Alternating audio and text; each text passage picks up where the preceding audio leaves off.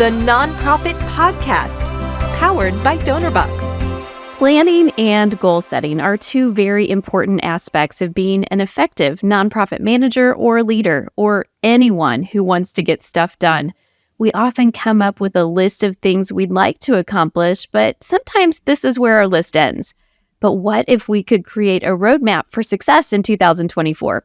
Welcome to the Nonprofit Podcast. I'm Cara. I'm a nonprofit leader and fundraiser, and I have the honor of serving as podcast correspondent for DonorBox. We're here each week with practical actions you can use today to increase donations and take your nonprofit to the next level tomorrow.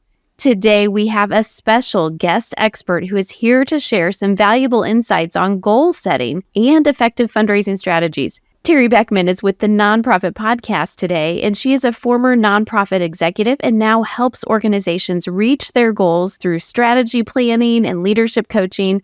For nonprofit leaders, founders, and fundraisers seeking practical insights, this episode is for you. So thanks for joining us, Teri. I'm so glad you're here. Oh, Cara, thank you for having me. I'm thrilled to be here. Well, I've been following you and your organization, Higol, for some time, and so I'm very eager to have this conversation. I am ready. All right, well, let's start with this question here. So goal setting can be overwhelming, but it really is a must-do, especially this time of year, this calendar year start. Where would you recommend a nonprofit leader start? Yeah, great question, Cara. I like to try to simplify it, right? Because it really can be overwhelming. And so what we love to see leaders do is commit to a goal setting process actually every quarter. Because you can try to plan for the whole year, and there are some things that it is important to plan out for the whole year, like certain activities, that are going to be happening. But in terms of really what are the strategies and tactics I'm going to be doing, we really recommend doing that every quarter just because things change so much, especially, in the world that we're living in now. And so more specifically, we encourage, and, you need to modify this for your situation, but to block off 2.5 to 3 hours with your team. So if you have a large team, that might be just your senior team leaders. If you're a small team, it might be your whole team. And so there's kind of and I can share this with your listeners if you'd like. We have kind of a planning framework that we use that asks questions like, what were the wins from last quarter or last year? What were the lessons learned? What are the strategic opportunities looking forward?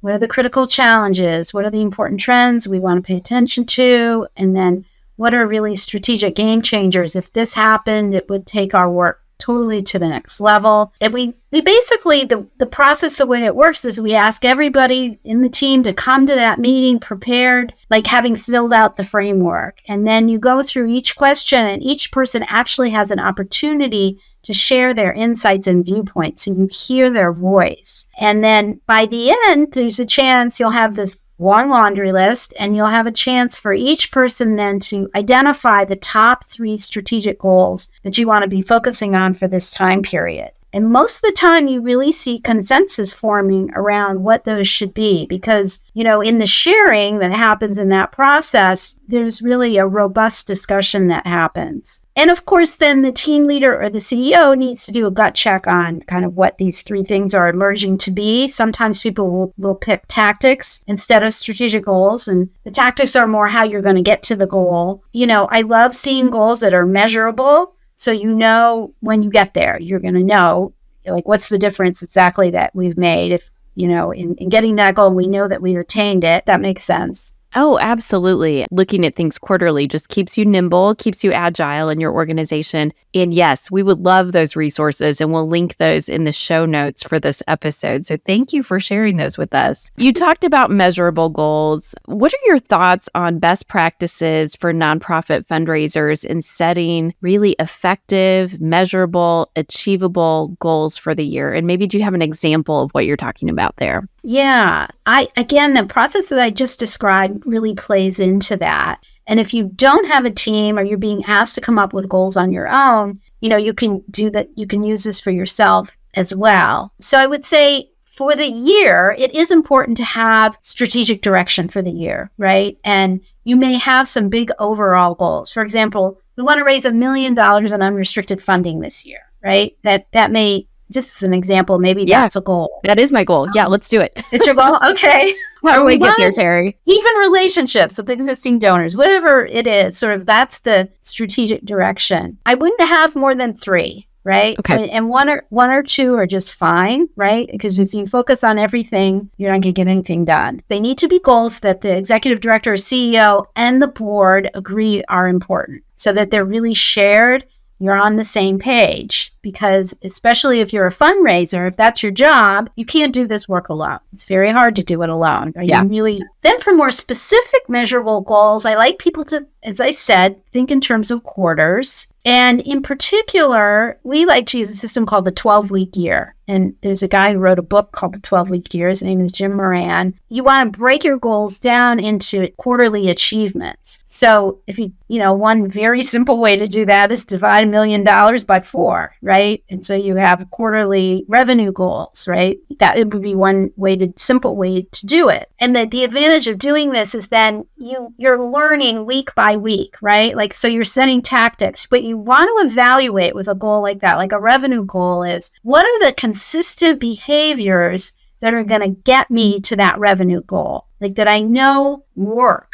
And if you haven't ever done it before, if you've never raised money before, you can research this. And if you have raised money before, then you probably know what that means. So for a fundraiser, it might be reaching out to 10 existing donors and 5 prospects every week, and then you track it. So if you can identify those behaviors, and I have found this to be true, it's said that if you can hit those behaviors 80% of the time, then there's a very high probability that you'll actually hit your goal. Yeah, if you're not doing those things, you're going to get to the end of the year and realize you have not raised your $1 million, or you have not deepened those relationships that you've wanted to do. Yeah, and you can shift tactics too, right? So if that's not the right number of reach outs, or you're not having the right kinds of conversations, then you have an intentional time to adjust that, right? The consistency there is what's going to really move the needle. You want to meet every week, ideally, about looking at your goals with your team and just seeing, how did we do?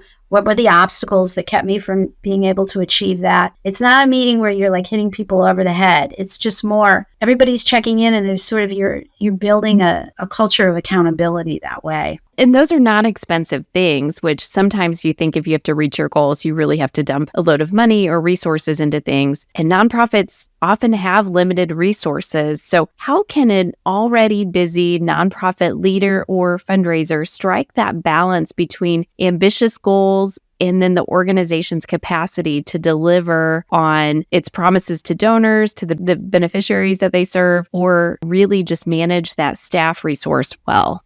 Oh, that's such a great question, Cara. And it's a very tricky balance, especially for smaller organizations. And it is what makes that executive director position challenging, right? A number of years ago, I interviewed an executive director who was retiring, and he had been so successful. I really wanted to know what was his secret sauce, because they had really become such a powerhouse in fundraising and board development. When he started, the organization had $17,000 in assets. And when he left, they had over $10 million. Wow. Yeah. So he learned so much about that balance, right, between fundraising and operating the organization. And happy to share that case study with your listeners as well. Yes, please. But I just want to say there's definitely a path to do that. And, the thing is, you can't let the fundraising or the operations get too far out of whack, right? And in the end, you want to remember that to build further capacity in your organization, the bottom line is you need revenue, that the fundraising has to be active. One place of leverage that most executive directors do not take advantage of is the board of directors. Like, they really underutilize that resource. And you've got this group of engaged volunteers or people that can get engaged, right? Because they've at least raised their hand to be on the board. Working and developing those relationships and getting the right people, paying attention, getting the right people on the board, that is one of the most valuable ways to spend your time as an executive director, more than anything. And you'll see in the case study, the executive director's name was Richard. He got to the point where he could finally spend 50% of his time working with the board. And That produced over $2.5 million that those board members wrote personal checks for every year, leveraged millions more in like their corporate and foundation connections. It was just so valuable to spend his time that way. You know, we had a client who last month finally had the guts to have a heart-to-heart discussion with her board after she'd been turned down for a grant that they really had been depending on. And this, just having those conversations had really opened so many things up for her. Like 3 of them made personal donations, and they finally formed a fundraising committee, and they're looking at expanding their board. It was just like when the board finally realized what was going on and how they weren't really stepping into their role properly, it was really a game changer. Now, it's not going to happen that fast for everybody, but it's just an example of that's most often a very underutilized resource. Oh, yeah, absolutely. Well, as we look to the future, get your crystal ball out here, I guess, what emerging trends or innovative approaches do you see that could really help nonprofit fundraisers and leaders not only meet, but exceed the goals they set for themselves and for their organization? You know, and I know there's some doom and gloom going on around fundraising, you know, with all these reports and things coming out. But I'll tell you, in the end, fundraising is about relationship building. Nothing more, nothing less. Like that is really the bottom line. And so my question would be, are you developing relationships? Or are you hiding behind your computer? Are you forming strong relationships and actively getting alignment with your CEO or executive director? Or are you hiding behind your computer? You know, we're working with a cohort now of 6 nonprofit grantees of a local community foundation. And just I've been working with them really only since November. And just by getting them to focus on communicating a few specific things to their donors and prospects, every single one of them exceeded their year-end giving goal by 10%. And in some cases, way more than 10%, even with all the bad news about declining giving. You know, that is terrific. Yes. Yeah. It's just the fundamentals. Like, it's just going back to the fundamentals. Like, can you express to people what's the change, the measurable change you're trying to make in the world? If you don't know that, clearly you have to spend time understanding that and getting clear about it, you know, and then what's the data that supports that this is a problem that's needs solving? And then 2 or 3 stories of your work with real people and how have their lives been changed by working with your organization? How, so that you're demonstrating that you know how to move the needle on this. And then just have, sharing with people a few ways that they can get more involved. What this is not about is all the things you want to do with your organization, right? Like, you know, I had an ED once say to me, I said, what's your vision for, change? And she's like, well, I want to expand into 5 schools. I'm like, you know what? Nobody cares about that. Nobody cares. Like, why do you want to expand to 5 schools? Like, what are you trying to do here? You know, and she eventually came to, well, I want the high school graduation rate in this county to be at 100% and everyone graduating with a clear path towards college, the military, or a job that pays a living wage. Yes. Nobody cares about, yes, you need to expand on 5 schools, but no one cares how you get to your vision. What they're buying is the positive change. The change that's possible when donors can step in and support you. Oh, beautiful. Well, how can nonprofit organizations adapt to the changing landscape of philanthropy and fundraising? I think another really important trend is in data. And, obviously larger organizations with thousands of donors are sitting on treasure troves of data that they can leverage. And AI is doing some amazing things with those larger databases. But I would say for smaller organizations, it's important for them to be even more intentional about the data they're collecting because they just don't have the advantages of very large systems necessarily. Although you can buy software, like DonorBox that can help you do some of this. So you want to be, really tracking dates of conversations and taking notes about those conversations. So most importantly, the next steps that happen along your path of cultivation, looking at individual open email rates if you're sending out newsletters? When do they show up for events? Collecting this kind of data will start to give you a sense of their engagement in a way that you can track outside of your head, right? Which only holds so much. And it really correlates to their likelihood to be able to give in the future. And so, yeah, I really recommend, if you're serious about this kind of fundraising with, donors and individuals, that you invest in the software that can help you really leverage your time and be able to track this stuff more easily. Yeah. And remember milestones too. It's important to recognize the anniversary of a first gift or a birthday, those kind of things. Yeah. Teri, I have learned a lot from you that I'm just going to go put into practice right away. If someone wanted to learn more about Higol or working with you, where would they go to find more information? Well, our website is higol.co. We're not a com, so it's higol.co.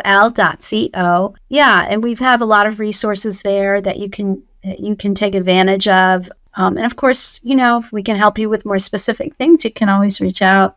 Leaders are often just feel like they're very isolated and alone. And so knowing that there's somebody out there whose expertise you can tap into is really, really helpful. We will certainly be sure to link the information in the show notes to all those downloadables. So Teri, thank you for sharing that so generously with our listeners today.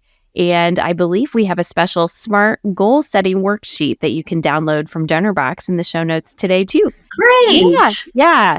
So be sure to pick those up before you sign off of the podcast. And Teri, thank you again so much. This will really help organizations get moving in the right direction this time of year, which is so important. Absolutely, Cara. Well, thank you for having me on. I really appreciate that. One other thing I might mention is we're doing an Executive Director CEO retreat in late March, which is just a time for folks to get away from their to-do list and work more directly with kind of their own leadership capacity. And often big breakthroughs come through for that. So if you're feeling like, man, I'm already overwhelmed, that could be also very good support. Oh, wonderful. Thank you.